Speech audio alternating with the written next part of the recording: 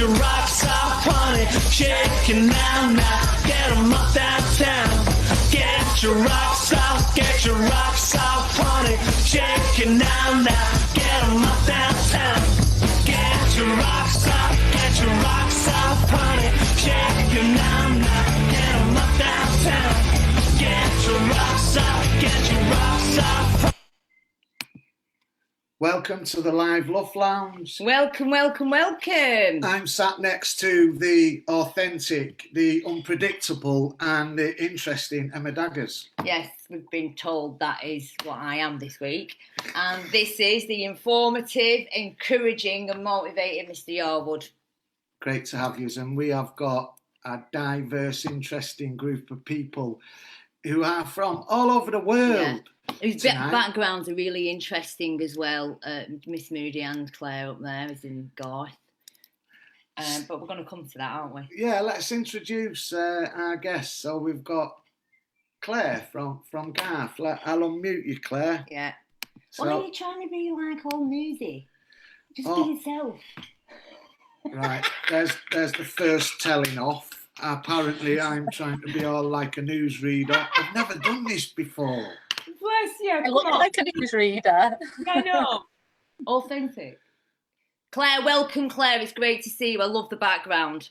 Hi, thank you, everybody. So I'm really in my bedroom, but I'm pretending I'm outside HMP Garth and Wymot today, representing our newest prisons. Brilliant. My name's Claire Illingworth, so I work for Delphi Medical, which is covering Blackpool, the Pavilion in Lancaster, and obviously the prisons. So we've just took on the 1st of April, Garth and Wymot Prison, and we also cover Manchester and Buckley Hall as well. Fab. Fantastic. And we Great can come back to that in a bit, can't we? Yes. Which is somewhere you've been, John Shinhauser. Well, I'm John. Hey, John. For those who don't know me, I'm a person in long-term recovery from substance use disorders. I've been clean and sober almost 38 years and leading a blessed life. I'm in Mechanicsville, Virginia, about 100 miles south of Washington, D.C., and it's a gorgeous day outside today.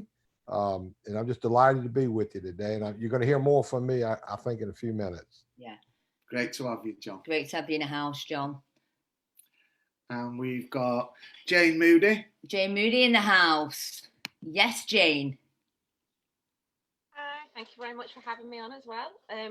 Yeah, so I'm with, I work for Active Lancashire, but I'm the manager of the Challenge Shoe Sports Initiative, better known as a CSI project. And we work with all you guys, obviously getting everybody out there, keeping them active and keeping them motivated. Even in lockdown. Even in lockdown, it's been a big shift, yeah, to change it all online. But yeah, we've all got there in the end, haven't we? You're doing some great stuff. We're going to hear about that in a minute. I just am dying to want to know how big that bookcase is.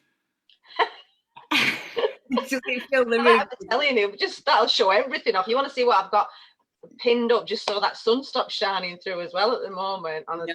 Well, we'll hear more from you coming shortly, James. I'm Great a bit to have embarrassed about my bookcase now. Well, you have got another one that is shabby chic waiting to add to that. And I have been for 12 months. It's an ongoing project, right? Mm. We've got Kate Egan in the house. Kate, you're on mute.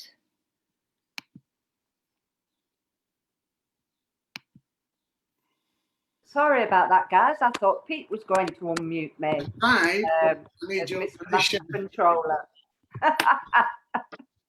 So, yeah, hi, everyone. It's really great to be here. My name's Kate. I work for Change, Grow, Live. I'm attached to Inspire in North and Central Lancashire, and I'm dead excited to be part of this today. I'm rather attached to it as well, Kate. Yeah, I can tell. I can tell. I just miss you all so much, honestly. It's like, and you're doing some great stuff. So Kate's the lady with the data and the numbers. So the problems around, you know. And I like the hoodie you've got. I feel like I'm hugging everybody. You know, I'm a hugger. I don't know if anybody else is, but I will when I see you. I like the hoodie what you've got on, Kate.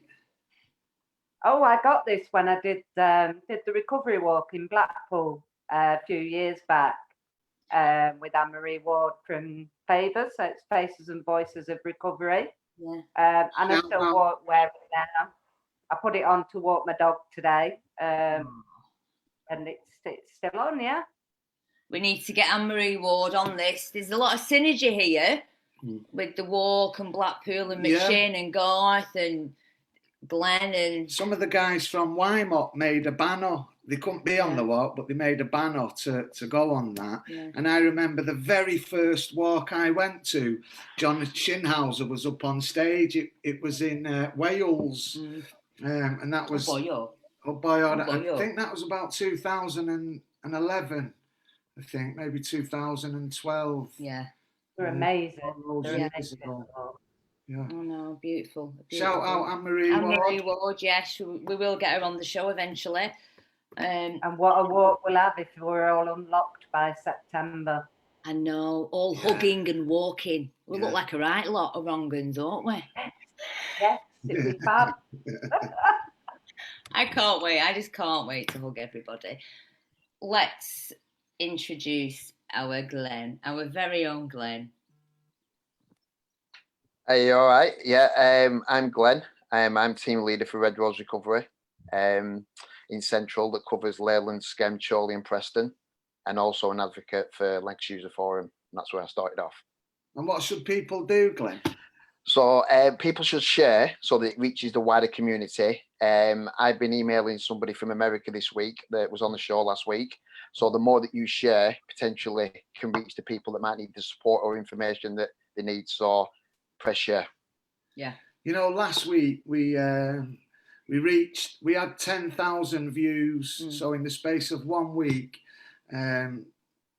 we had something like 190 shares, and I think that's what facilitates our reach to a wider audience when people just share it. This week we've put some links in the website, so in the description, I mean, if you want to make a referral into Red Rose Recovery, and you know, if we can't support you, we'll signpost you. Yeah, and our community can, and that's the beauty of it. You know, if you are at home and you're on your own and you're listening to this, you can get involved. You don't have to be alone. We've got loads of stuff going on virtually, and we're going to get around to that. I just want to introduce you to a very special friend of mine as well, and we've sang through some dark times together. It is Adam Hollywood, so on Paddy's phone. So just a quick hi there, Adam. Hello. Where are you coming from? King Standing in Birmingham. King Standing in Birmingham.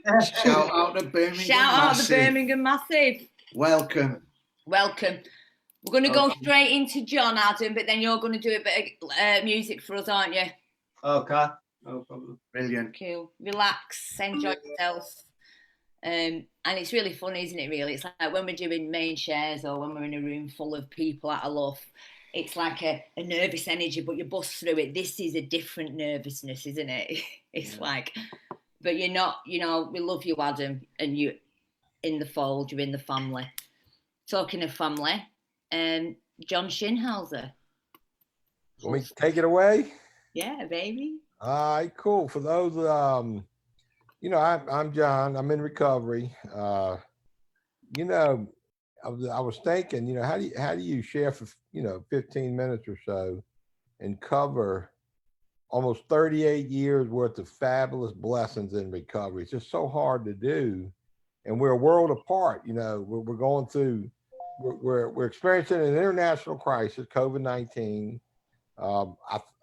I know because of my visits to UK in the past, social connection is critical for us. You know, I think we're all hope dealers in one form or another.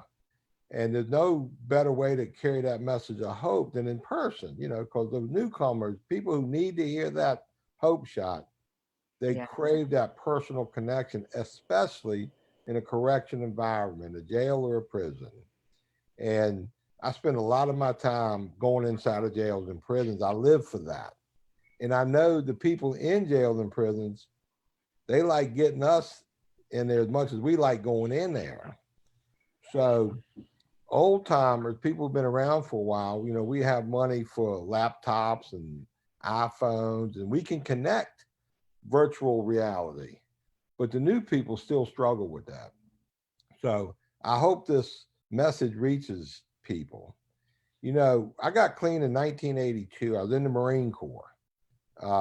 I've been deployed a couple times. I had a third deployment in front of me, and it wasn't easy getting clean in the Marine Corps.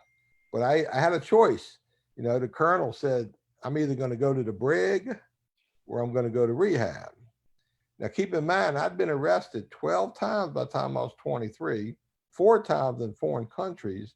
And there's 2 things I knew about the brig. The food sucked and the women were fake. So I went to rehab. And that's when I met my people. You know, our rehab back then, even though it was a Marine Corps rehab, it was in a cinder block wall, concrete floor, steel racks and wall lockers. The counselors, the therapists, they were in recovery. So we had that instant connection of that lived experience, combined with the clinical knowledge of the disease of addiction, spiritual, mental, physical. If you get it, ends are always the same, jails, institutions, and death. But yet you could recover. If you do what recovering people do, you'll get what recovering people get. So I'm new in recovery. I'm going to meetings and I'm seeing things I like. I like people who dress well. I like people who have disposable income. Back then I was 23 years old. So obviously I like the girls myself, but they look good to me, you know? So I knew I would get a great girl. I could make good money and dress well if I stopped using drugs. So I sort of grabbed on to that prize, you know, the prize of a good life. But the only way I felt I could get it was don't use no matter what. I'm an abstinent guy myself. Go to these 12-step meetings, get as involved as I can. Now, you know, it's difficult being involved in 12-step programs when you're deployed to the Indian Ocean on an amphibious assault ship, you know?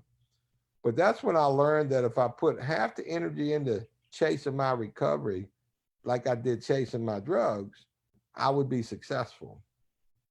Now, fast forward, you know, I got over 37 years of ups and downs in recovery. You know, I've had decades where I did fabulous financially. I've been married, I've been divorced, I've been wealthy, I've been bankrupt. You know, so I got to live life on life's terms for decades, and it's just absolutely wonderful. You know, looking back, anybody watching this that needs recovery, I can promise you, you will not regret staying in recovery, whatever that looks like for you. Because here we are in 2020, recovery looks a little bit different today than it did back in 1982. You know, back then it was basically 3 pathways to recovery. Now we have dozens of pathways to recovery. And I was listening to the chit chat before we started this live feed, and you mentioned respect. And I got to thinking, you know, back in the 80s and 90s, I used to think, daggone it, if I don't use drugs, nobody should use them. You know what I mean? You know, but now, you know, we have medication-assisted recovery. We have secular recovery and everything in between. And I can't really put into words the value, the love I have for people who need recovery of any kind, and I get to be in their life. You know, they might be heavily dosed with methadone, or they might be on heavily sedated with other psychotropic drugs, or they might be so far down you would think they were just breathing derelicts. But when I get in their space and I get to be who I am, be that authentic recovering peer, and they don't judge me for the way I talk to them, and I don't judge them for the way they talk to me, that connection, that spark, 2 hearts come together. And in that space, we have a shot for the hope shot, deliver that hope shot. And the hope is that you can have a better way of life. And in my case, it was to lose that obsession to use drugs, because I was an obsessive son of a bitch. I'm still an obsessive person. but then I found that new way to live, and it's finding a new way to live is what keeps me out of the obsession of destruction that drugs brought into my life. And, you know, each day when I wake up in the morning, the first thing I think about is money I'll never make, women I'll never have. But when my feet hit the floor, I got a high power, God of my understanding. And I say, all right, God, your will, not mine. And I go through the day, and the human part of me wants to drift off into fantasy land, you know. But if I can stay focused on what kind of person am I supposed to be today, am I supposed to be a decent human being that wants to spend my life energy carrying that hope shot to people like me, who I'm uniquely qualified to do. You know, you can't, I'm a big believer that lived experience of peers is critical in delivering the hope shot. I mean, you can go to the grocery store, to churches, or to Walmart. You're not going to find people there that you're going to find in our recovery circles. But if I use my experience to try to help these folks, I get all my needs met and some. I get peace that day. And just maybe I get to watch somebody blossom in their recovery. And that to me is like the greatest gift of all. And, you know, on one, you know, I saw the one lady with the Favor UK sweatshirt. I went there.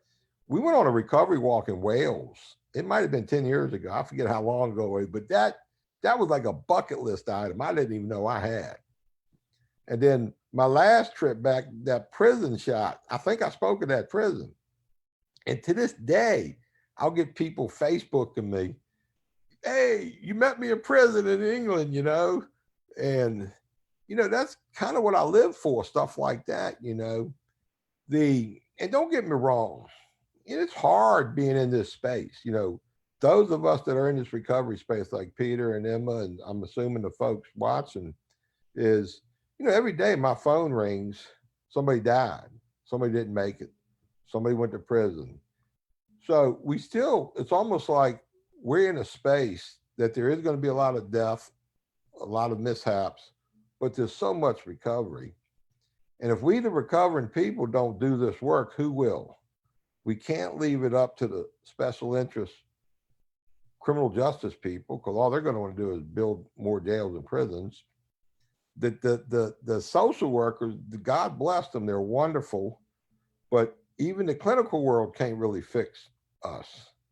The more recovering people we get involved in the recovery process to help our communities, the better we're going to be. And if we just can find our sweet spot as individuals, and I love watching Peter and Emma and what y'all been doing. I've been following you on Facebook for a while. Quite frankly, I'm surprised y'all hung in there this long with each other, because I think when I first met y'all were pretty new. And I remember thinking, well, the jury's out on this one. And I keep telling my wife for 23 years, yeah, I'm still watching you too, you know. So, you know, relationships can be a trip nonetheless.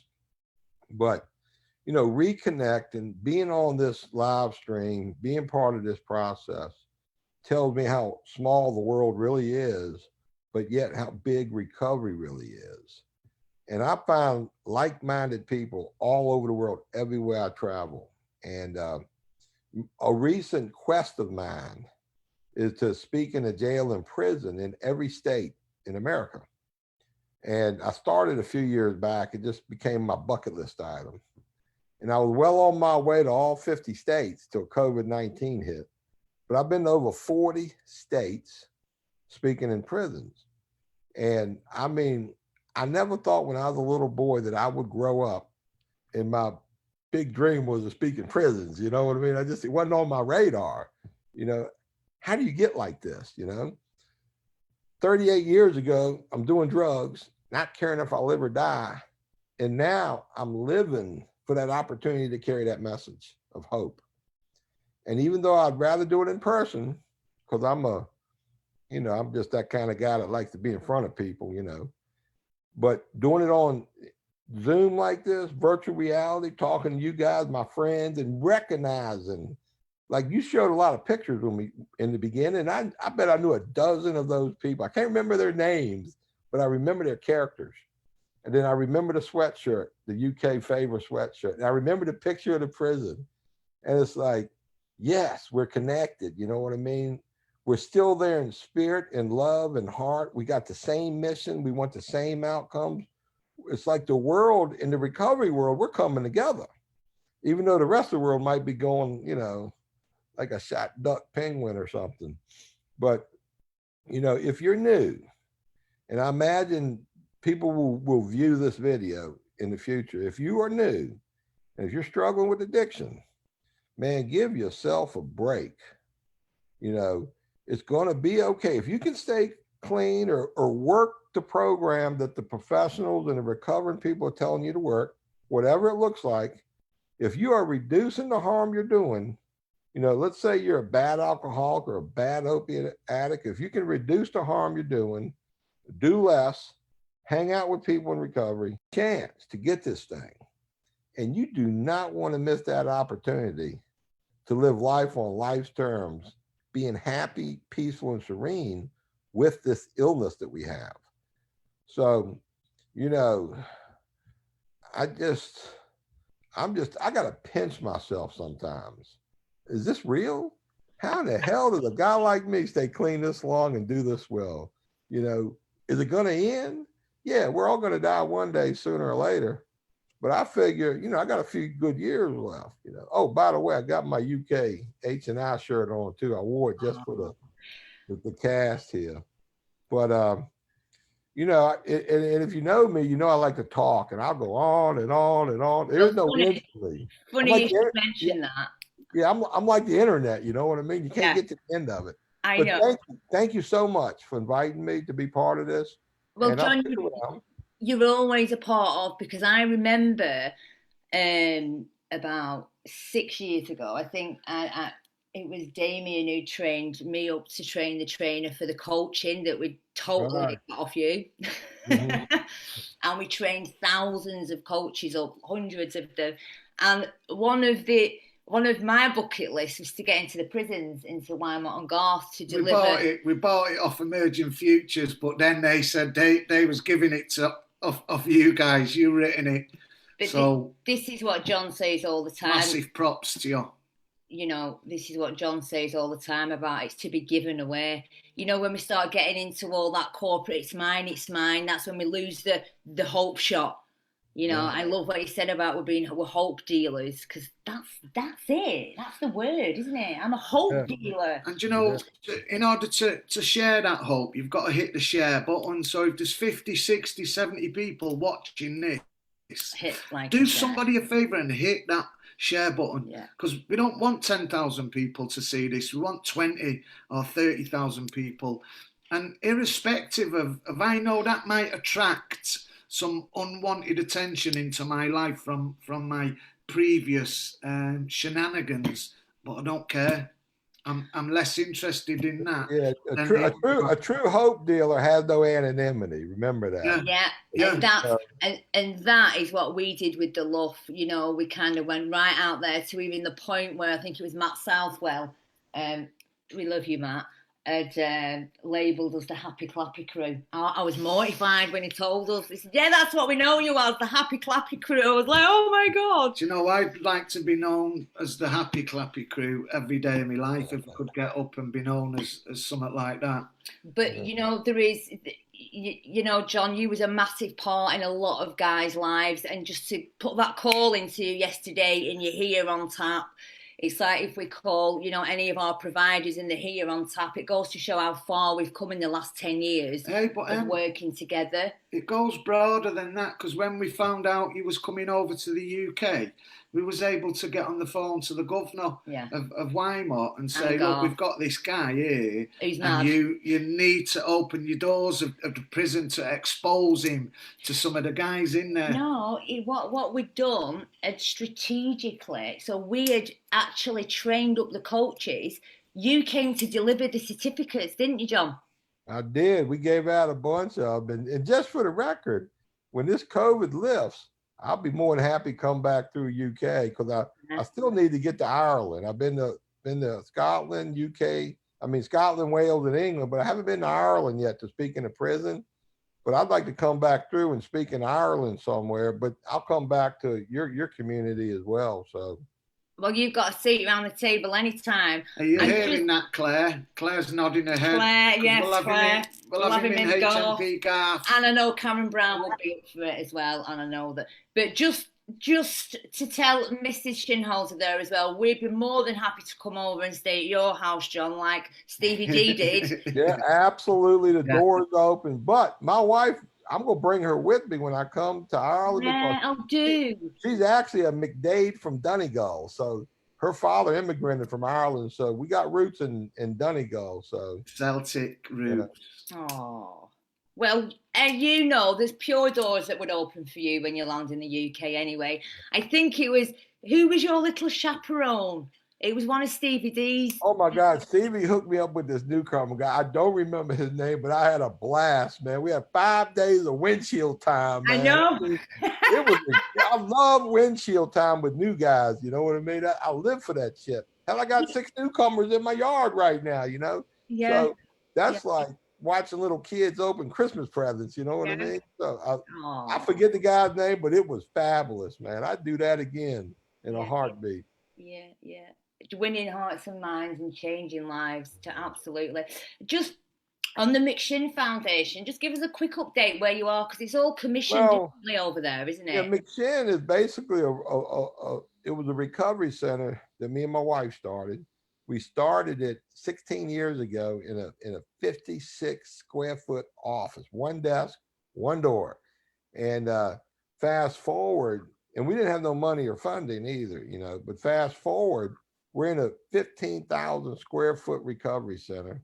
We have 120 recovery beds spread out in houses in the community. We reach into several jails and prisons on any given day in front of hundreds of people. We have a multi-million-dollar budget. We found a sweet spot on how to raise money, how to generate income, so we can do all this charity work. I'm one of the few people you will meet.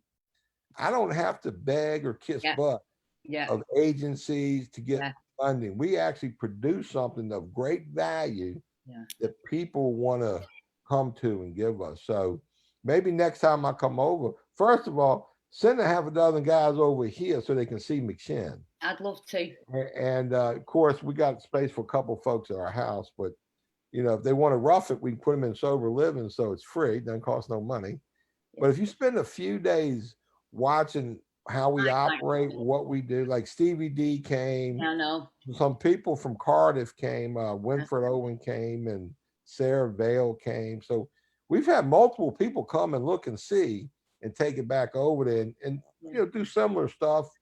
But it's not a disappointing trip. But you know, we get 80,000 people a year come through our foundation, consumer visits.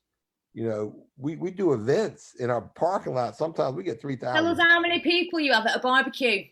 We've had as many as 4,000 people show up for the barbecue cook-off, but you know, 2,000 to 3,000 is our average annual barbecue championship contest.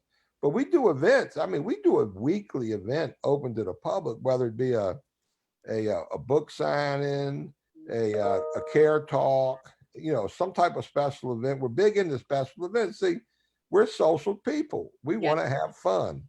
Boy wants to meet girl, you know, that kind of stuff. So, but we do it, we make recovery fun. The new high is recovery, you know what I mean? And if we can get people in our circles watching us, they're going to want that. So that's what we try to do. But you got to have love and compassion and respect.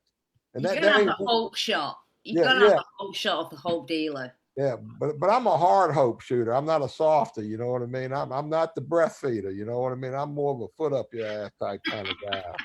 So, but we got a variety. We're very diverse, you know. We have all diversity covered. And I love that you mentioned medical assisted treatment in there as well, because that's I'm the voice for the people. Yeah, we actually have one of the best addiction doctors in our community on our board of directors. And he has an office right around the corner from McShin. Yeah. So for a very small fee, we can detox you or get Yeah. you on maintenance the same day you walk in there. So that's a big hit. You know, you help a person in need when they ask for it. You take advantage of their open-mindedness. I've always said, especially I'm going to shout this out now. I've always said, especially in Preston, that's what we've been short of. You know, a philanthropist to give us a building where we could have a rehab, because it's like these short. You sometimes you've got to be around it for a while to get it before you actually get it. You know, most people watching, I would bet money that most people watching would agree when an individual asks for help, if you can give them that help right away, you'll get a better outcome. But when you either try to help people that do not want help, it's harder. But if somebody goes through the most courageous move of their life and they ask for help, if you don't give it to them, you'll lose most of them, you know, because it's just a terrible thing not to help a person asking for help. Yeah. And just on that as well, John, I want to just say this show is absolutely nothing without you all out there. So if you've got any questions, get them coming in. We've got nudges out in the community with eyes on this. Thank you, team. I love you to bits. It's nothing without you.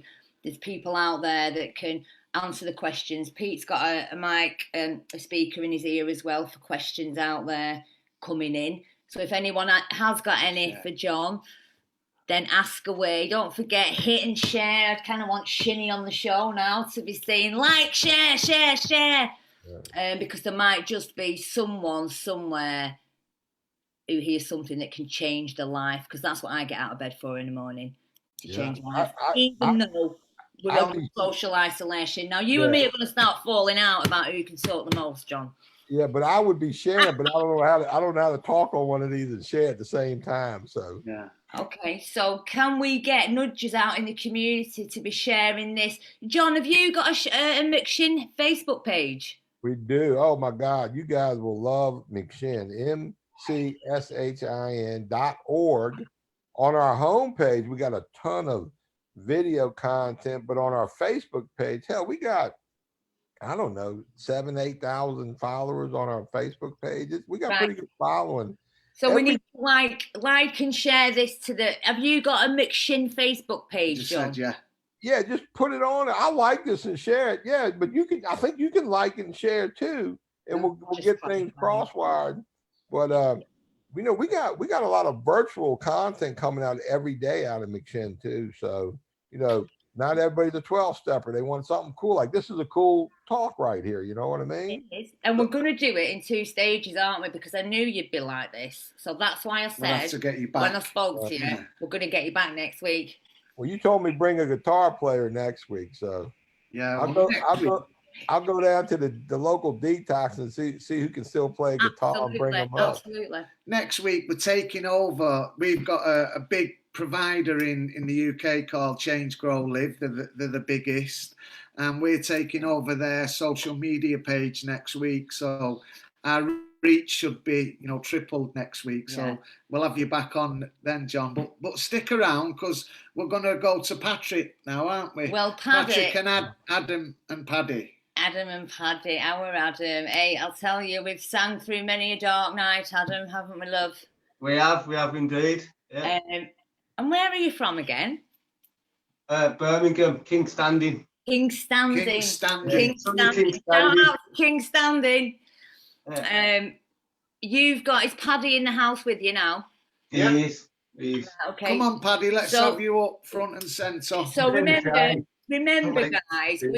we haven't got all the technology to make this sound amazing, but what we have done is worked really hard for an hour beforehand to make sure you sound off this. Yesterday. So move back a bit, Adam, and take it away, because this is the song you've written. This is one I wrote myself about. I'm in recovery for alcohol, and it was one I wrote a few years back when I was back then.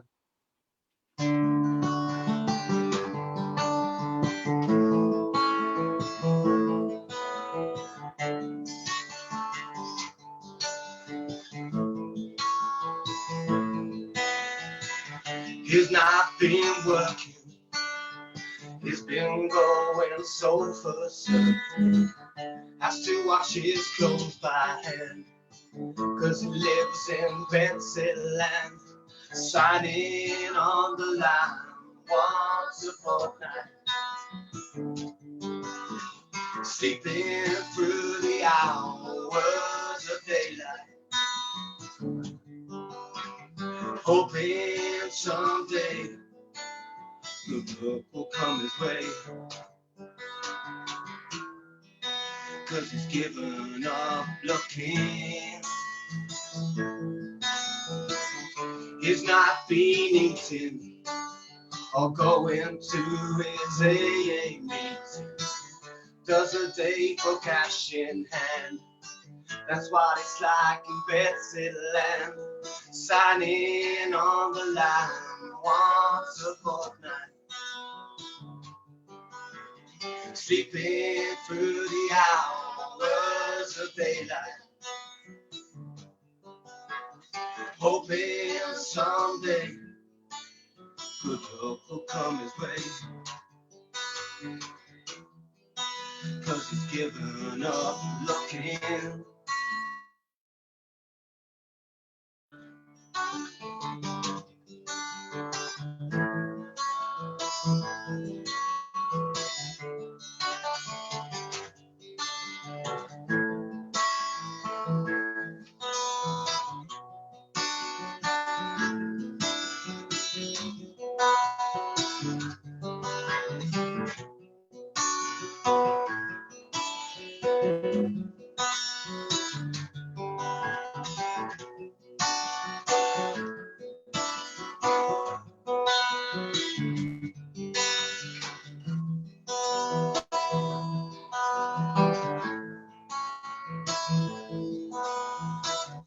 He's not been working, he's been going sofa to surf, has to wash his clothes by hand, 'cause he lives in Betsy land, signing on the line once a fortnight, sleeping through the hours of daylight,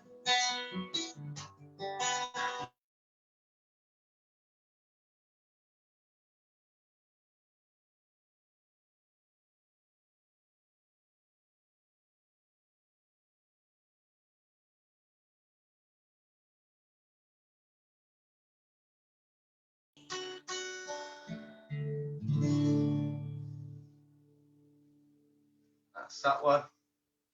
So I'll pass the guitar over to Paddy now. I'm just going to say, Paddy, Yeah. come on, give us a tune. Cool.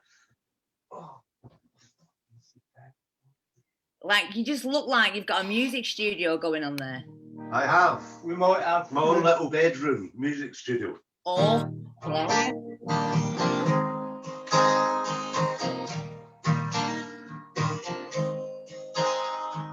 Bright night and going nowhere. All the lights are changing green to red. Turning on the TV station, situations running through my head. Looking back to the time, no, it's clear that I've never found out been a fool. Never love that jealousy, that bitterness, that really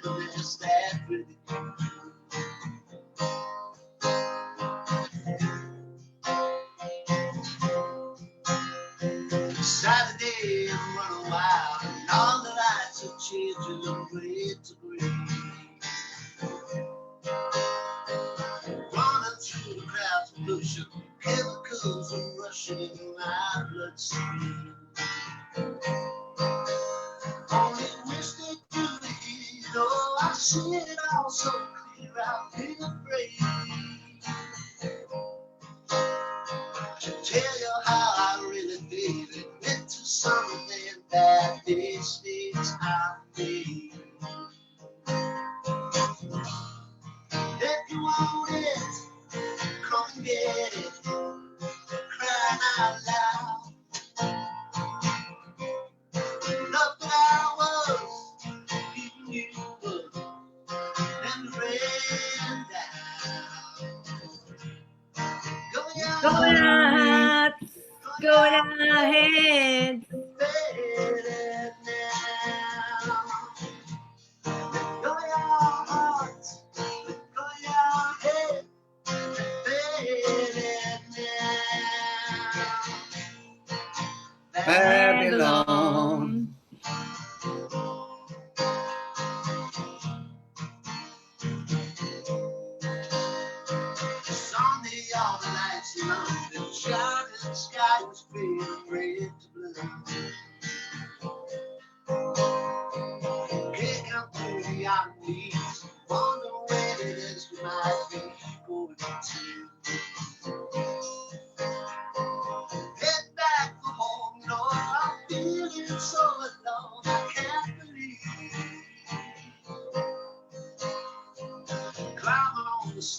I turn around and see you smiling there in front of me.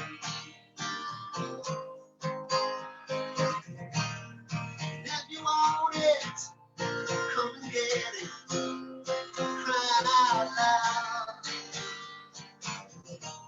The love that I was giving you was never ran down. Let go your heart, let go your head, fade down. Let go your heart, let go your head, fade down. Babylon, Babylon, Babylon, Babylon. Wow. Well done. Do you know what? Honestly, Paddy, Adam, it's an absolute privilege to have had you on the show. Hope we'll do it again. Keep up the good work and everyone keep safe. Yeah, we love you, man. Thank you so much. You're so talented. Cool. And share. Thanks for dropping in. What did you say, Adam? Share? I say share, yeah. Everyone Share it on share your and site like, as do a well. good job. Like and share. Remember, if we get 20,000 likes, Pete's going to shave his head. So share. Thanks, Adam. Love you. See you next time. You take him off there now. So, And yeah, they're muted. So, I just want to come now to our wonderful Glenn, who's just going to share a little bit about himself with you, because he sits on here week after week. He's been with us for what feels like forever. He's a part of the furniture, and he has a new bed's head behind him. he's the fighter pilot, isn't he? He's like. I'm in my daughter's room. So yeah, that's why it's all pink. The whole house is pink, as you've probably seen different views in that. So I'm all right with that. Take it away, Glenn. Yeah. So how I've been roped into this morning, I'll never know. But I'm going to give you this for free because I don't do it very often. And so I'm going to tell you a bit about myself, where I've been, where I've come from, and where I'm at now. So I'm a Preston lad. I'm 41 years of age, so born in 79. I was born not far from where I am now, just off New Orleans, near town centre in Preston. And my mum, she was an alcoholic, a drug user, so she was in a lot of domestic violence relationships. So the starting point for me, I don't really remember much of it because I was really, really young, but what I do remember is the aftermath to that. So I got took off my mum due to physical abuse. What I know now is that I used to get fags put out on me, chucked downstairs, broken legs, broken arms, that sort of thing. So rather than me going into care, my great nana took me on. So from that time, from about 2 years, 3 years old, up until I was about 13, I had quite a normal upbringing. I still had the chaotic where my mum were coming round, trying to fight me back, going through court proceedings, that sort of thing. But I used to get teased at school for it because I didn't have a father figure or a mother figure in my life. It was my nan. So when I was 13, my life changed quite dramatically, and it changed dramatically for one reason only. My nan, because she was quite elderly, because it was my great nan. She had an heart attack.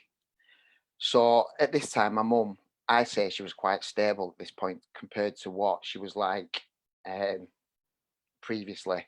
She was still taking drugs, still taking alcoholic, but she had a new partner, good guy. So I moved back there, but I didn't call her mum because I didn't see her as my mum at that time. Were quite hard, because my nan was my mum and my mother figure, so to speak.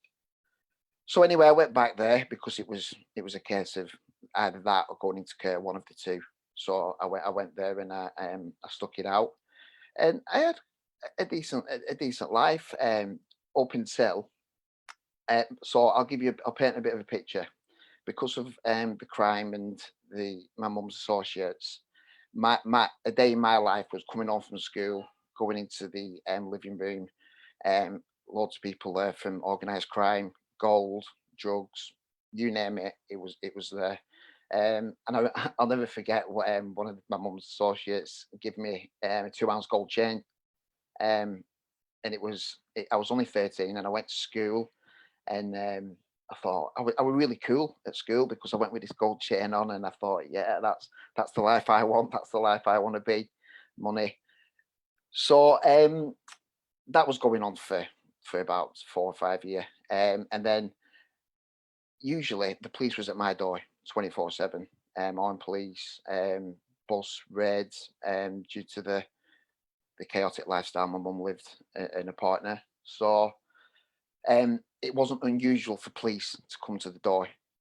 So one day I remember getting ready for school, and I looked out the window and police were banging the door down. And I thought, oh, it's just another day. Something's happened, an associate. So anyway, it wasn't her partner had committed suicide at that time. I'll never forget it. It was when Man United were playing, Manchester United playing Barcelona in the European Cup Winners' Cup final. And I thought, I've just got this relationship back with my mum and everything's going okay. And then this has happened. And I knew the first thing that I thought was, it was going to look after me. Even though my mum was there, and it was inevitable what was going to happen. She was going to fall off the wagon, which she did.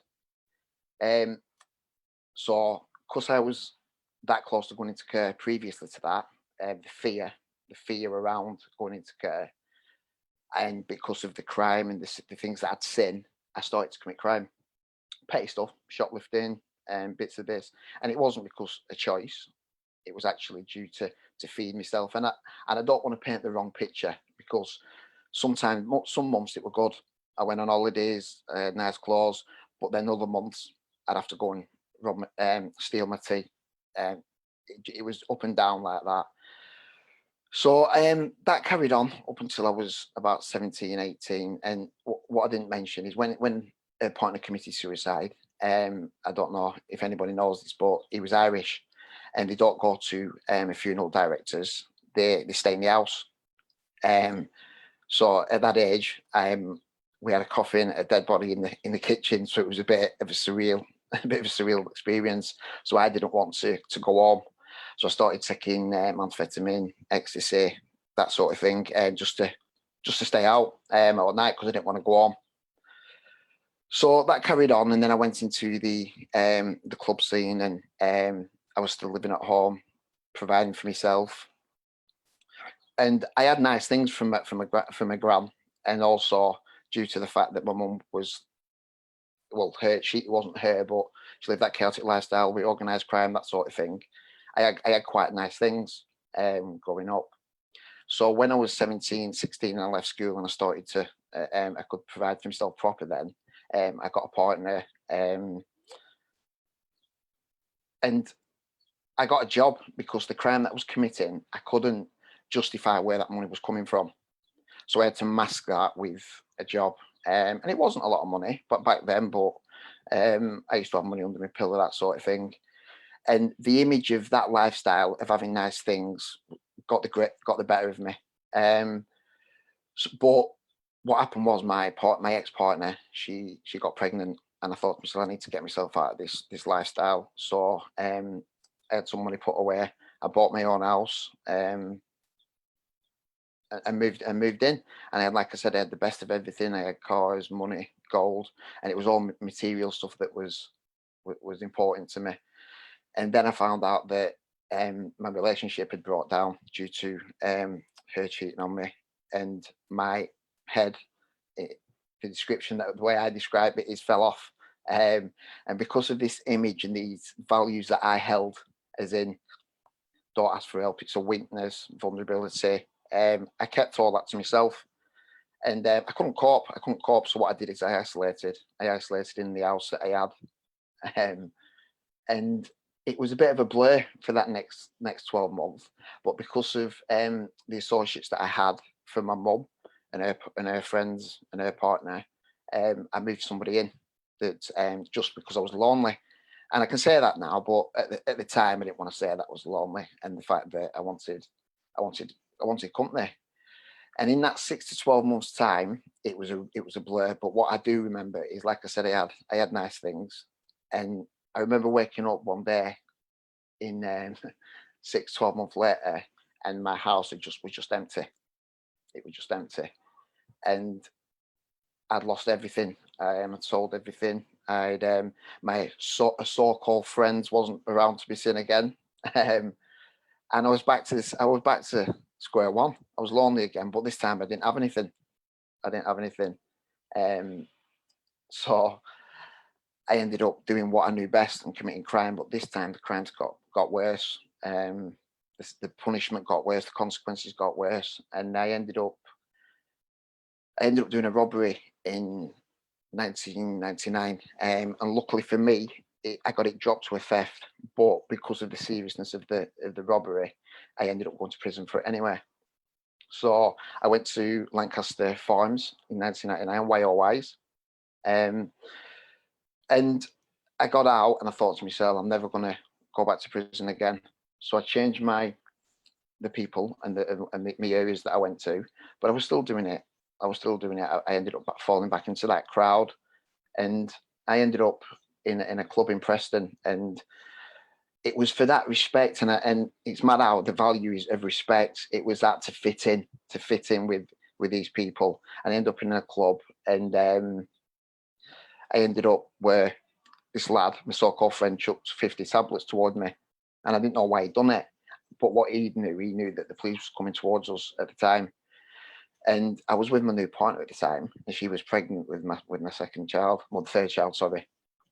And I got arrested for possession with intent to supply.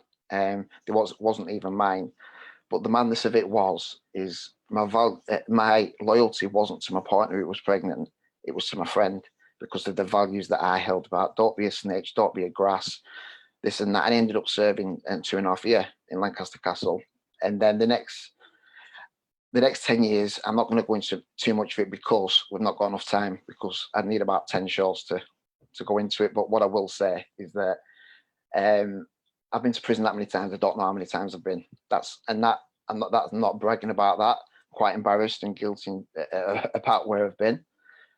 But in 10 years ago, I got out and I thought I need to change my lifestyle. I need to. I've got children. I've got 5 children. I've only been there for one of the births. The rest of them have been in prison. So my partner I'm with now, married to, give me another opportunity, because she's not from that world. And unlucky for me, I was wanted for a previous crime that I committed, and I was in a flat 50 foot up, and the police was banging the door down, because they don't knock lightly, do they? They was banging the door down, and there was 2 ways. One way to Preston Prison on air wing, or out the window. And I jumped out the window 50 foot up and snapped me back.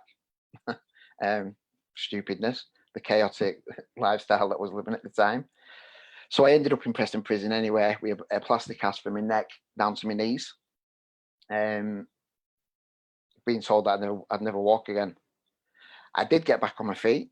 I got out. I come back to the family home, to my partner, my children. And then it was about 2 years later, I found out that from the break, I got an infection in my spine, and ended up in RPH at Preston for 6 months. So I come home, and this is this lad that had these values of, oh, I'm big, I'm this gangster on the state, nothing can harm me, to somebody in a wheelchair that couldn't wash myself, couldn't dress myself, couldn't feed myself. And even though I wasn't using substances, because I've not used substances for a long time now, but my mental health was plummeted drastically, to the point where I didn't want to be here. I wanted to commit suicide, failed attempts. But then about 3-4 years ago, I said to myself, I'm either going to end up dead, or I'm going to end up dead if I don't get out and do something. So I went back to college and started studying, and I don't know why, because I hated school. Hated it, couldn't stand it.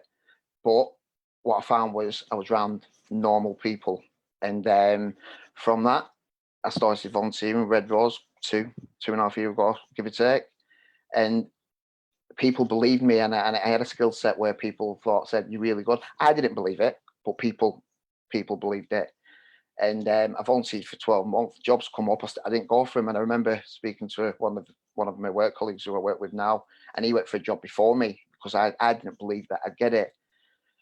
So I did get the job, that was the change for me. I got the job, and I actually started to believe in myself, the fact that people believed in me. And I'll go back to respect. I was looking for that respect from others, but I started to respect myself. And because I started to respect myself, that's where I've grew. Then I ended up an opportunity to come up for a team leader role. I got that. And the rest is history, really. That's just a snippet of my story, but they're just significant moments in my life where they've affected me. And if you'd have said this 10 years ago about telling my story and sharing it on Facebook, I'd have called you a liar, because I wouldn't have had the... And I was in a group the other day, facilitating a group, and someone said, I feel guilty. And they seen that as a negative emotion. And I said, and I flipped it on this head and said, well, 10 years ago, I didn't feel. So when I was guilty, I didn't know I was guilty. So I went and did something else, and the consequences, now I feel guilty. So that's my body telling me that I'm doing something wrong. So actually, I see it as a positive. So the message from that is, and I was in the other day, and we were in isolation due to this pandemic. And I started to mourn about being isolated. And I thought, that's strange. I said, I could be dead. I could be dead. I've got my family back, and I've got a job, and I'm living a normal life. So I tried to set the positives out of it and be grateful for what I've got. And the last message that I'm going to say to that is, for whoever's watching out there, you can get your life back on track, because I'm living proof of that. I was in the gutter, literally with nothing. I've got my family back. I've got a job. And it's only small things in life. I've got a car, I go on holiday, and to normal people, that's an everyday thing. But when you've come from a background that I have, it's a lot. So thanks for listening to me. I hope I've not bored you to death. And I'll leave it there. What I'm hearing from that, Glenn, thank you for your authentic share. I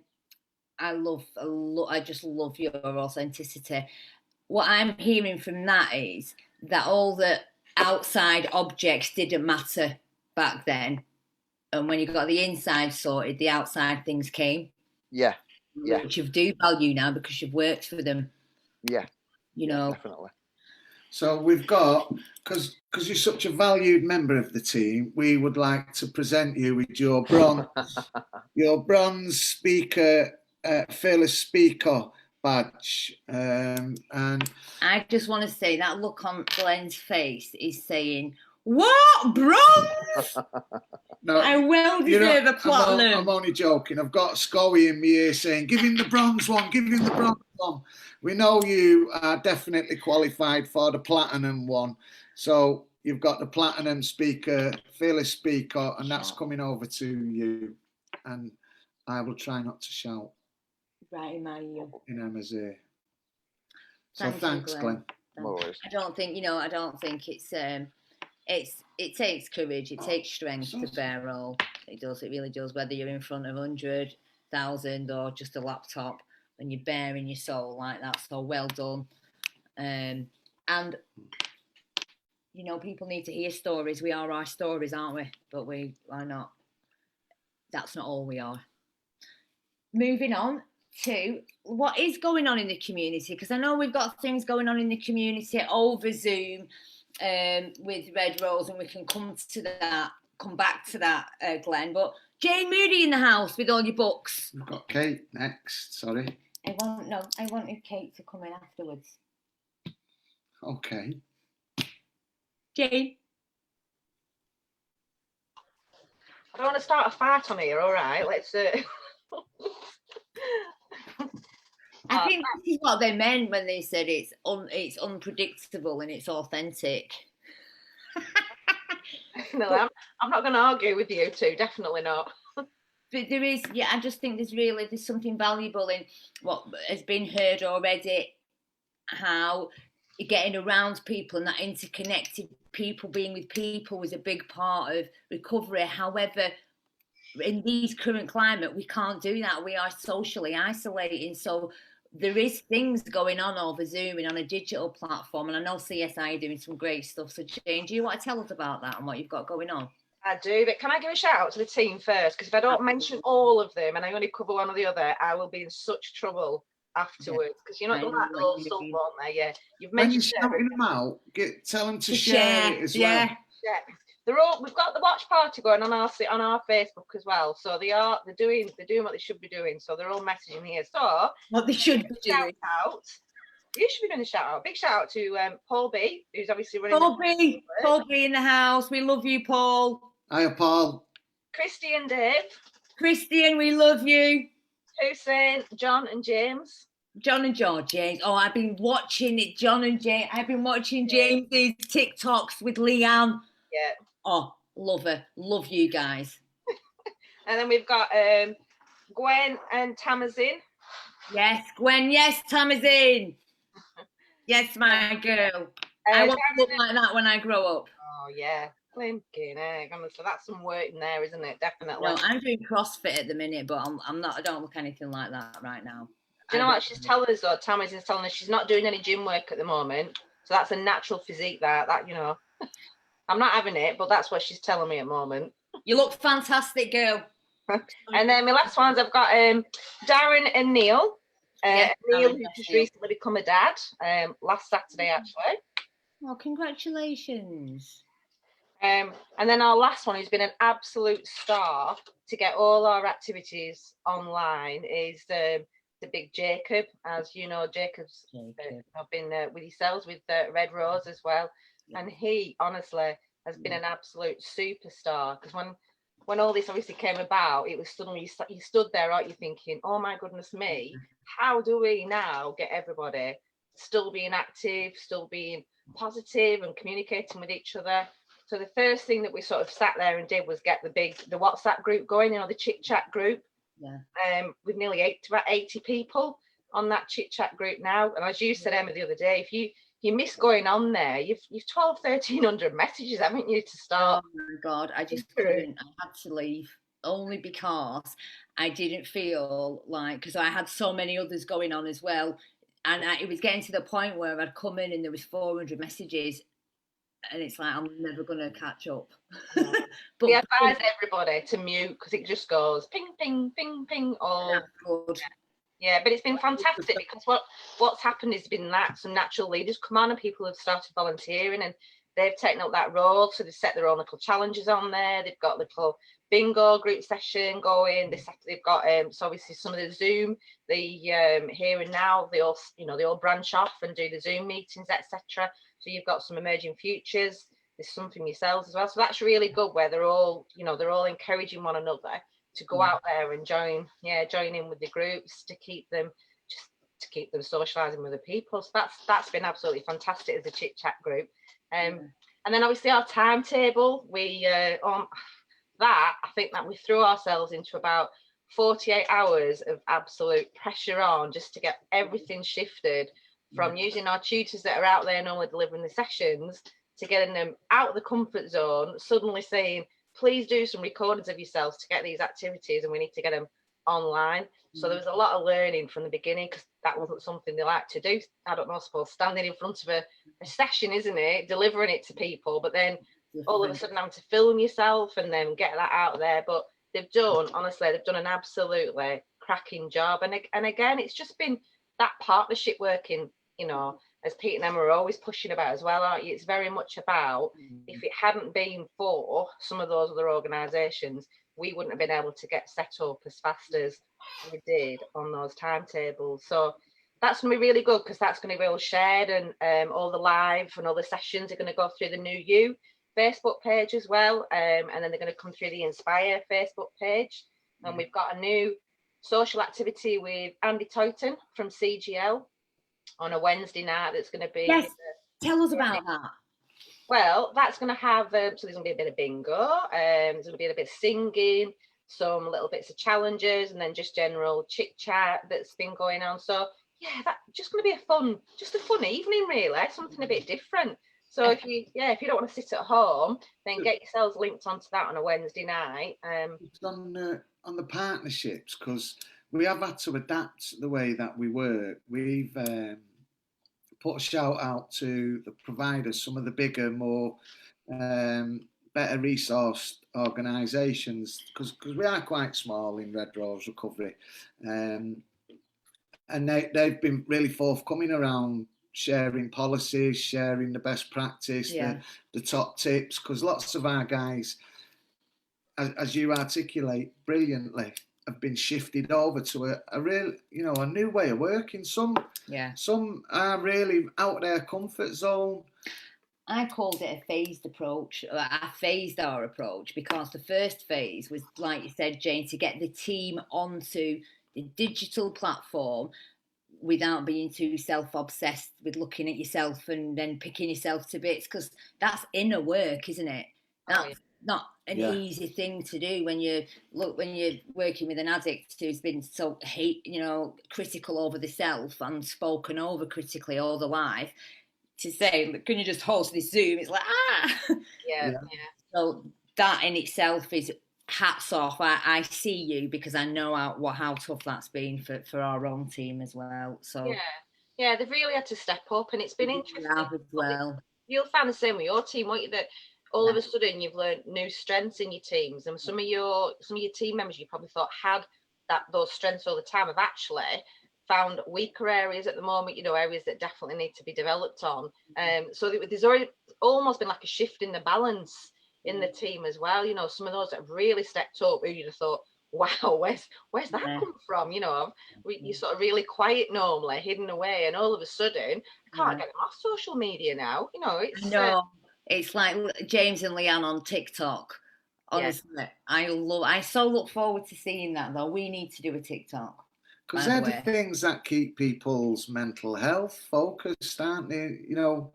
Physical exercise and physical health and mental health are like really important, especially when we think lots of our guys are on the front line. They're picking up a lot of the slack, and we've seen quite a few of our community relapse, because we've been saying to them, connect, connection's key, and then all of a sudden it's, we've got to be socially distant now, and some of our guys haven't adapted to that really well, and our leaders are on the front line connecting with them over the social platforms, and what we found is that's all well and good when they're doing well, but what about when they relapse? How do we support people to support people? It's challenging times, isn't it? Yeah, but again, do you not find they've all stepped up again, haven't they? Just like that, the chit chat group we're talking about. Interestingly, you get somebody who's feeling really down, and they just pick up on a few comments, and all of a sudden everybody jumps on it, and they're all private messaging them then, and it's like, come on, what are you doing? How are you? And everybody throws that support in, which is just fantastic. And even you've got those other key workers bitten on that group, and they've sent a separate message saying, can we just check such person's all right, anything we can do. So that's been really good. But I mean, you'll find it's like you just saying, then your own team, isn't it? It's looking after your own team as well, because they're on a roller coaster themselves. They get them so long where they're absolutely buzzing, they're fine, and then they have that bit of a, they're on a lull, aren't they? They're down again, because they're all people, they're out there, aren't they, normally in the community. They just want to give hugs to people, see people, chat with people, socialise, and then we're suddenly, you shut away. So they're struggling just as much as some of the participants, etc. that's out there. I think as well, it's like I feel, and I say this quite often since it's happened, and it's so true, but since I haven't seen you all, I feel closer to you. That sounds wrong. More now, Emma, than we're more connected, because we've had to pick up the phone, we've had to get in that Zoom meeting, we've had to come together, and that's something where money can't get in the middle of, or a contract can't get in the middle of, because we've had to do it for humanity. Do you know what? It shows that we're a resilient group of people, more so than, Yes. We can adapt, we can change. And I just want to say on that as well as some of the CSI doing. You've got your own CSI Facebook page, haven't you, Jane? We have, yeah. We've got our own CSI Facebook page, and we've got, yeah, like I said, we've got the WhatsApp, the chit chat group. So that's all on the timetable. But we have got some new Zoom group activities coming up as well. With she's from Say2 Productions, Christine, who's absolutely fantastic. She's so motivated. She'll probably not she'll not bother if I say she's mad as a hatter, honestly. Great. That, mad. Yeah, you need that, don't you, this time especially. But she will be so positive for everybody. So there's going to be some separate group meetings. Can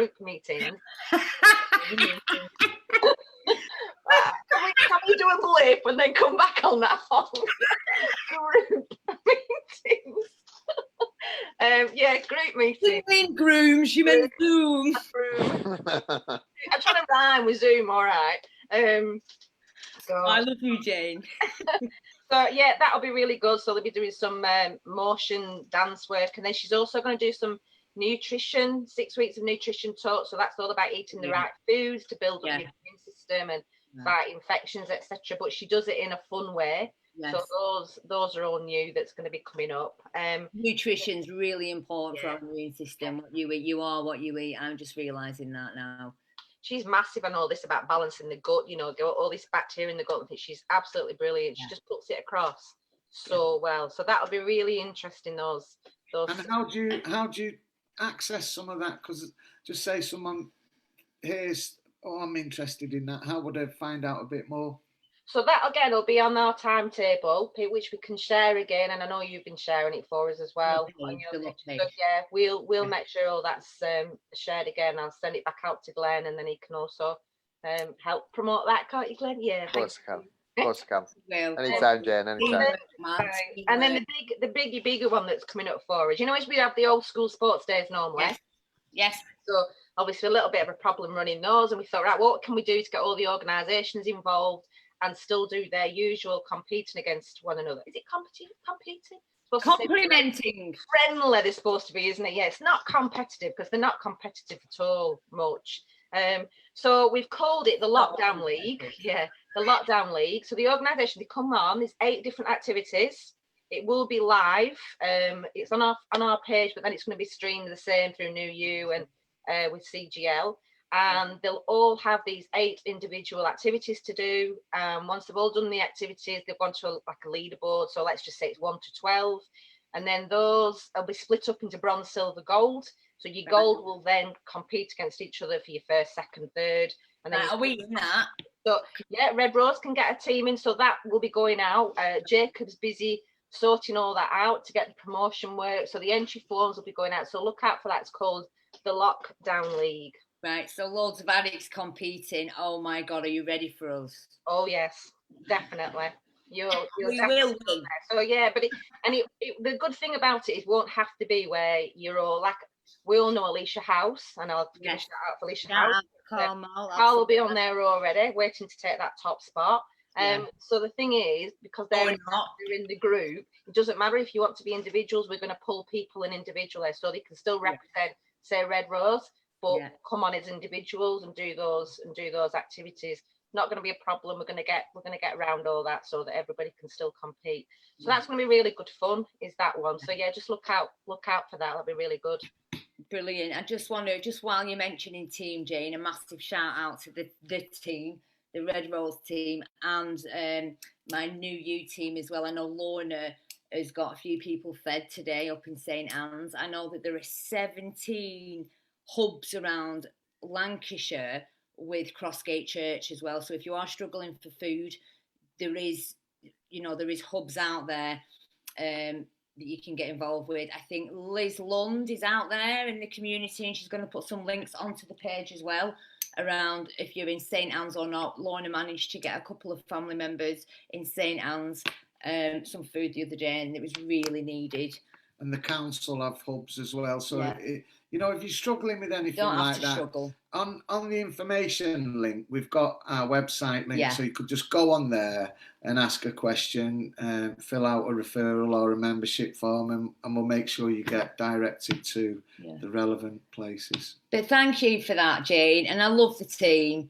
But let's move swiftly on, because it's always the same, isn't it? We're running out of Thanks, time. Jane. Oh, thank you. Can I just jump in quick? I've just had a message to say, can you give a shout out to Gwen and Neil, and also Emma from Wendy Inspire, helping out over the lockdown. Oh, So God. Hi, Wendy. Of course, I forgot to mention. Thank you. I know Gwen was out the day before. We did go out on Friday and get loads of toiletries for the women and the guys. That were homeless, that had been put in the hotels in Preston, and they took the van out. The Needle X van, the harm reduction van, and Wendy was driving. So it was like, good luck, Katie. She said she's going to focus on driving in straight lines. They got a treat though, didn't they? They just didn't get clean needles. They didn't just get needles, and it wasn't just needle exchange and naloxone. They got a little bit of extra toiletries, man. They got some shower gel, they got razors, they got some Tampax, you know, things that we take for granted.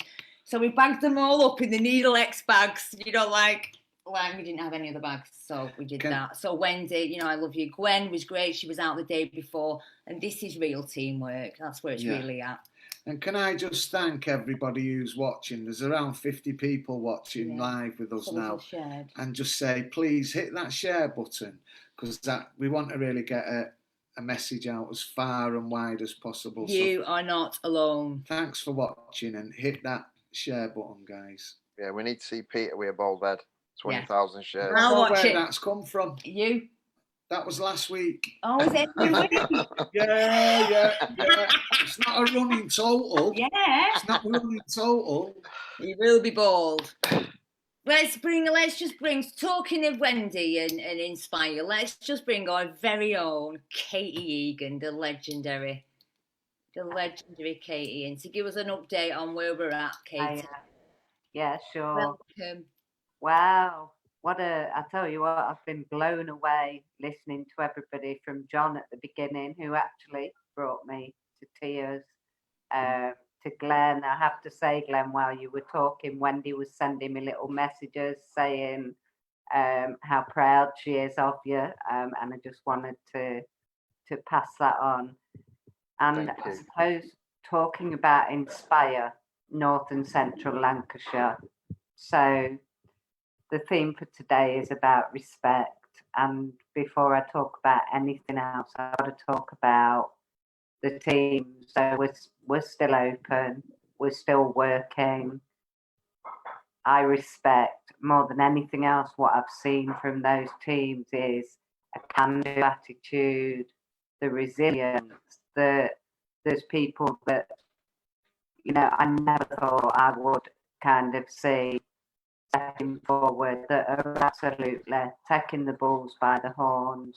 We're holding people back that want to go out and visit people at home when we've not got the PPE in place or there's a reason.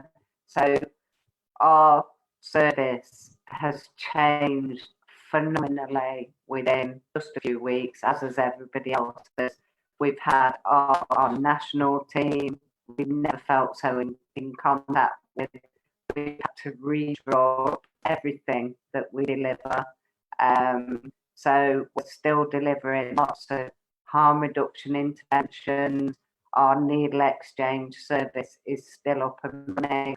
We checked in with all our pharmacies. 99% of them are still also providing a service for us. We are delivering one-to-one sessions via phone. We've got our doctors and our nurses who are ringing people up, videoing them, whatever their preferred communication level is.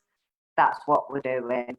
We've found a way to still continue to do community detoxes. That's medically assisted detoxes within these difficult times for people who really, you know, that is the right thing for them right now. Just, you know, linking back into what you said earlier, John, around when somebody's asking for help, that's the time you need to be giving it them.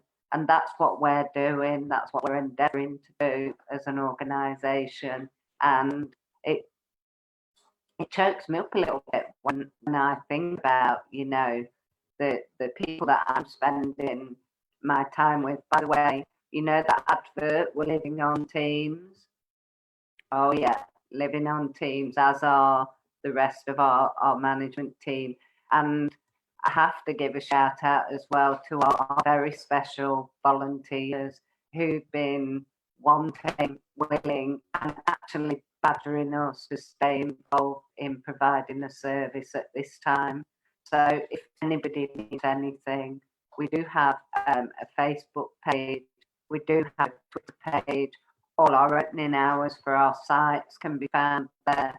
How to get hold of if you need any naloxone or any harm reduction equipment can also be found there. And I suppose the other final thing that I just wanted to mention was how incredible our partnerships are working during this difficult time. It's been amazing. I'll just leave it there for now, but I'm more than happy to answer any questions that anybody has. Thanks, Kate. And I know that I think I speak for everyone, but I'll speak for myself because I can't speak for everybody else. I've actually witnessed and been shoulder to shoulder with the team in Preston, and I know, you know, Katie Roscoe, Wednesday, massive shout out. And I don't, Beck, I can't name names because I'll leave someone out, but they are going above and beyond to make sure the scripts are sorted, the pharmacies, the relationships are okay, the harm reduction is being delivered. So, and I know that some of our volunteers are chomping at the bit to come and help you all. You know, hats off. And it's not just the nurses and the doctors, it's the frontline staff that are go tipping up every day, and the prison officers as well, you know, which brings us nicely onto Claire. Because you're been very patient. Yes, and you are frontline there as well, aren't you, in Garth, pretend Garth in your bedroom, really? I've been getting some stick because I've put HMP Garth, and obviously I love all the prisons we work in. So what's going on in the prisons, Claire? Yeah, so interesting change in time. So I've been working in the prisons for a very long time, and as you can imagine, at present we've got some big challenges going on. I think a key of obviously why I work in prisons and why Delphi do is because of the challenges that we face, and that every day is different in a prison. And actually that's the reasons that we love it. Something really important to me is about empowering the staff and the clients that we're working with to be able to do their job. So recently, obviously with COVID, has brought about a lot of change to our delivery of our team. The way we've been trying to work at that is by working with staff around having a rota, so that obviously we're supporting their well-being and making them sustainable so that they can continue working in the prison, and also their professional development, but also working with our clients to in terms of a staged approach of what we can offer them. Our interactions obviously is getting challenged because of social distancing, but we're looking at doing things differently. So we're writing letters to the men who were on the TC at HMP Wymont and communicating them on a weekly basis through a letter format. We've shared social distance impacts across all our prisons, and actually fitting in with the value of respect. For me, what's really important is as providers, we all come together and share that. So all the providers have been supporting us in sharing distraction packs, not just that are Delphi distraction packs, but actually that we're all using in all different prisons. And that's not just in the Northwest, but across the whole country. And commissioners have been supporting me with that in terms of sharing that information out. The TC sadly is currently being put on hold because of COVID, and the men have been moved off the TC. The prison have been really supportive with us in allowing some of the men to remain in the prison in like a collective location, but some men have moved on to other prisons, sadly. At the end of COVID-19, or as things change, we do hope that they'll have the opportunity to come back to Wymont and keep in touch with our services. So that's also been shared with the prisons that they've moved on to. Garth is eagerly awaiting the start of a recovery wing, so we're continuing to go out and see any clients who are struggling with withdrawal or using currently in prison. But because of the impact of COVID, there's very little activity really going on in the prison in terms of drugs getting into the prison, and clients are still accessing our service, but very little like substance misuse issues going on. We have peer programs in all our prisons where peers and clients are supporting us in our delivery, and obviously at the minute that's also on hold, but also is really important about why I'm here today, because I obviously made contact with Red Rose Recovery to look at getting clients and people in recovery coming into our recovery wings and our prisons to share their stories, what's worked for them, and bringing different opinions and different ways of finding recovery into the prisons. I'm really keen to talk to the lady from CSI, Jane, about getting involved in Sports Day, because actually, why can't we break the barriers down of the walls of the prison and bring activities into the prison as well? And that's also why last week I was sending lots of comments about getting the Zoom meeting and Red Rose Recovery into the prison in a video format. And I have been speaking to the Governor Graham at Wymot this week about that. Hi, Graham. We love you. Yeah, hopefully he's watching. We should. I think you're right on the ball there, Claire, and I think we'd be missing a trick if we didn't do that right now. Zoom, you know, it's and if there is tellies in the rooms, everyone could view. Yeah, so there's some technology queries around. We might have to do it via a DVD or a stick and actually present that. Yeah. One option that Garth have talked about is maybe doing it in the chapel where the clients are socially distancing. Why not the TVs? We don't think we can get a loop into every single cell, but we might just look at other ways of doing that. But I think as long as you're looking at that and you're open-minded around it, you know you've got partners sat around the table that are more than willing to jump in with our people, our tribe, and land a message or give a shot of hope as hope dealers. Yeah, something that we're working on now is how to capitalise really on. Some of our clients have found recovery now when they weren't really looking for it, and some of them obviously are continuing to maintain the recovery. So what can we do really to capture that and keep that momentum moving? And we've had loads of great feedback from clients around the service that they are getting at the minute, and actually the clients at the minute recognise that there's a change in the world and are actually really adapting to it really well in prison, getting lots of physical exercise, but obviously not as much as they like. I bet 23-hour bang up. We're really fortunate, you know, in Lancashire. Yeah, we are. That we've got great relations with HMP Garth and HMP Wymot, and I know me and Glenn have been in to the segregation units on more than one occasion to speak to lads who've struggled to sustain their recovery or to even exist on main population, or for what, you know, one reason or another have found themselves in the segregation units.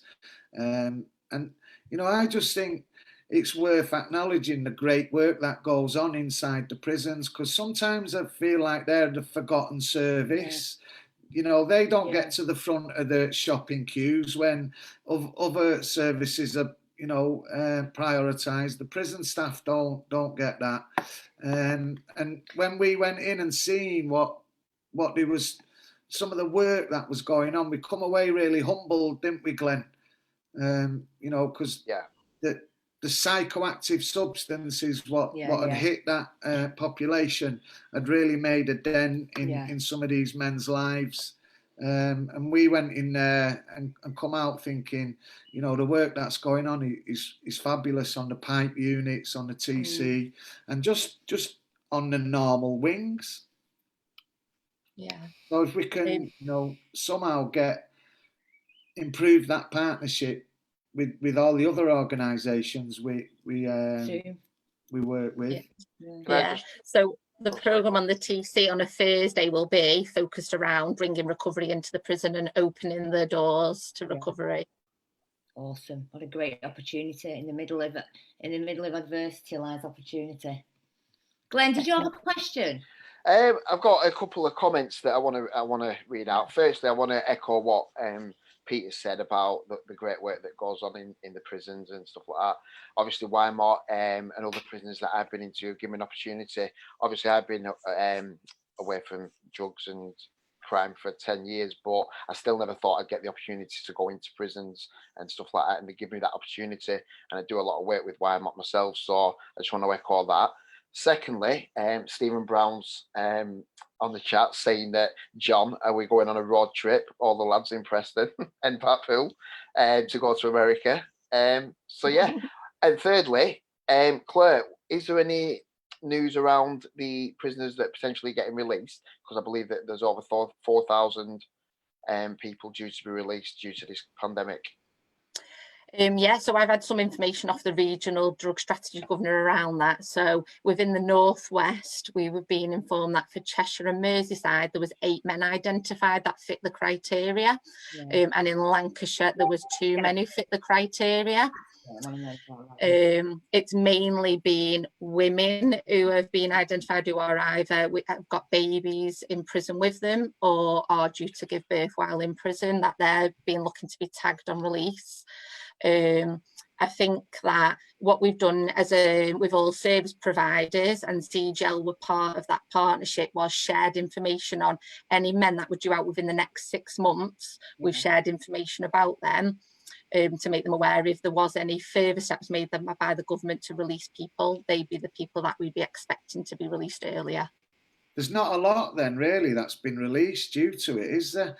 Do you know, the other thought, myself and a few other lads came through that therapeutic community in HMP Wymore, and if that's closed down now, it's just what a shame. And what will happen to those lads who were then thrust back into, you know, sometimes populations where they haven't yet learnt the skills or they haven't got enough recovery to stand on? What'll happen to them? Yeah, so I was really disappointed myself when that decision was made, but obviously recognise we also need to protect people with health conditions in the prison.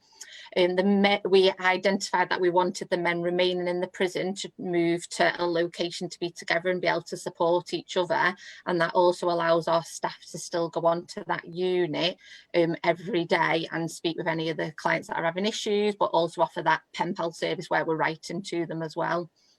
We're also working with the prison to look at reopening the TC and where and what that would look like. So I'm due to meet with the governor next week to talk about that, and we'll be striving to get the TC up and running as soon as we possibly can.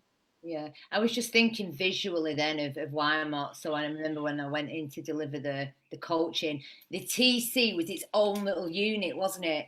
So when you're saying that that's not operating, I visualise then some of them lads having to go back on the wing. Is that what's happened? That is sadly what's happened, yeah. And some of them have gone to other prisons.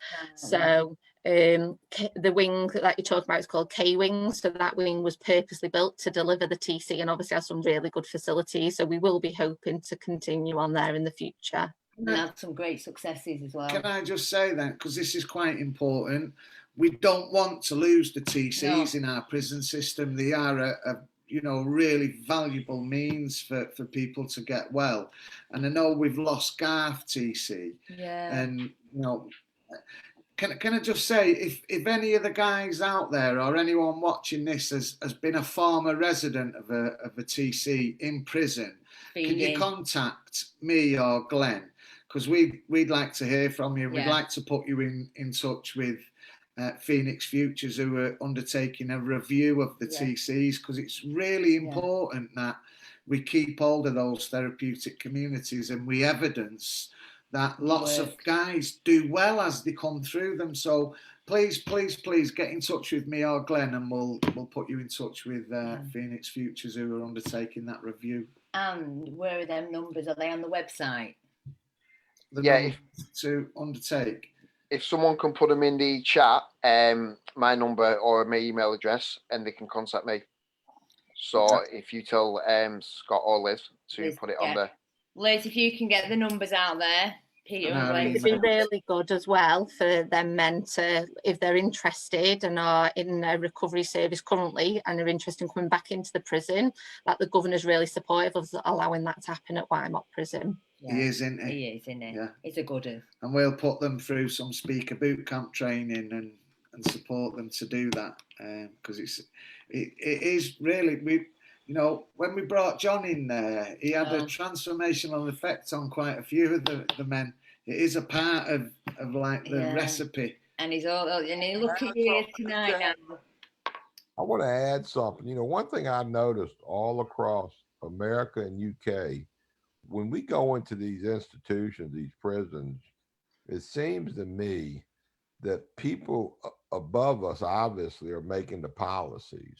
I think as we move forward as civilization, jails and prisons, there should be a major influence and policy coming from the recovering people on what it should look like inside these jails and prisons, and give us the authority and the resources to actually reshape some of these institutions, because I know daggone good and well a lot of policies are counterproductive to the whole deal and we're trying to do, and I just don't think policymakers know any better. So it just, we should have entire correctional facilities run by recovering people. Experience. Let the you know, let the deputies or the correction staff run the security and the safety, but let pretty much everything goes on inside these recovery units be our call, so to speak. Yeah. And I see it in military operations where they bring in special industries to do special components of military, you know, like shipbuilding or food and beverage or whatever. Yeah. But Yeah. I think we got so many hope dealers out there. Yeah. We got to rethink everybody, how we doing programs in prisons. Yeah. You know, they shouldn't be running us out of there.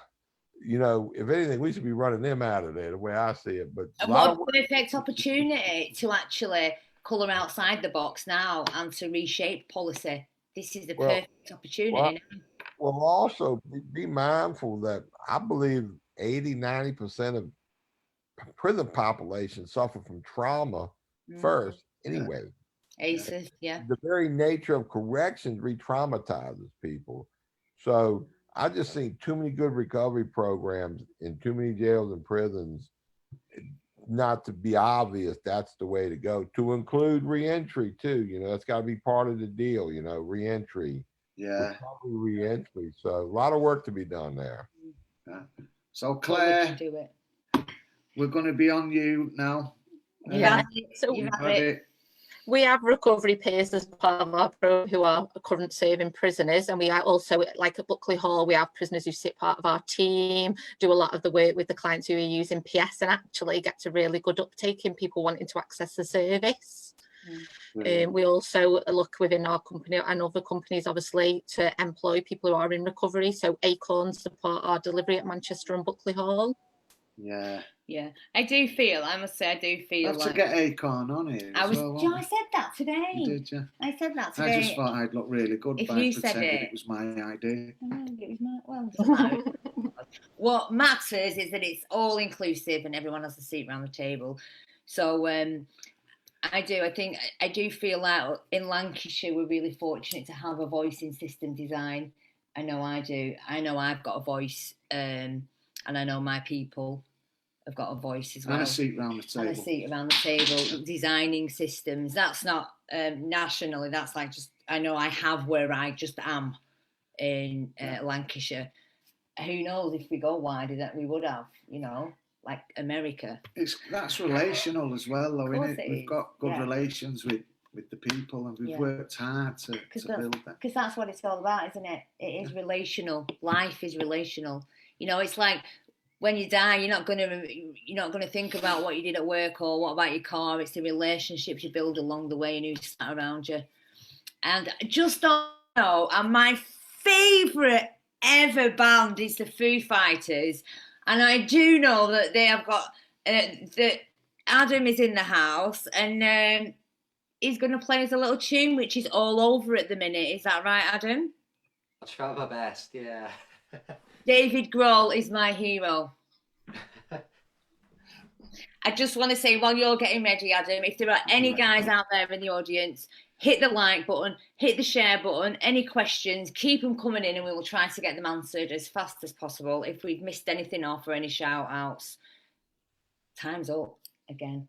Yeah, it is. We've come to an end of another weekly show. Do you know, this is our 6th week in lockdown. How fast has that gone? Yeah. 6 weeks we've been running these. It just seems fast, that, doesn't it? It does. So, that's how fast time goes, or that's how we've got to make the most of it. Yeah. Because all we've really got is just for today, guys. Yeah. And each other. And each other. I can hear Scott in your ear. I can hear him in his ear. Hi, Scott, we love you. Thank you to all our lovely guests from over the pond and just next door. I love you all. I think you've all been brave and courageous coming on and sharing, especially Hearts and Souls from other organisations as well. It really is about shoulder to shoulder and coming together. And how better else to end this than to Adam to sing us out with the Foo Fighters. Adam, take it away.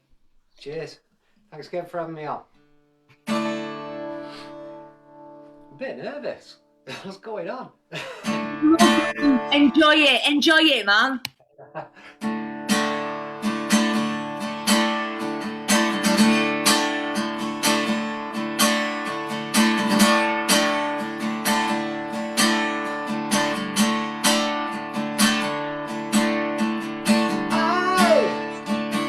I'm the one way motorway.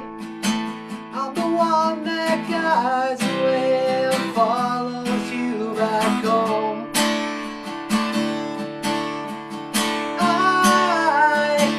I'm the street light shining man. I'm the one light blinding bright and burning off and on.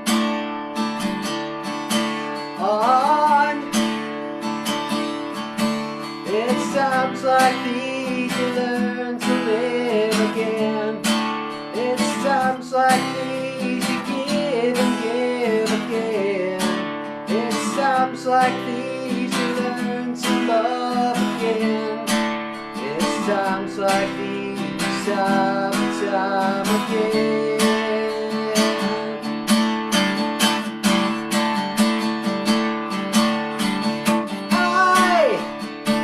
I'm a new day rising. I'm a brand new sky to hang the stars upon tonight.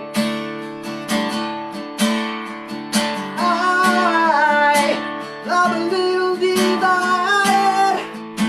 Do I stay or run away and leave it all behind?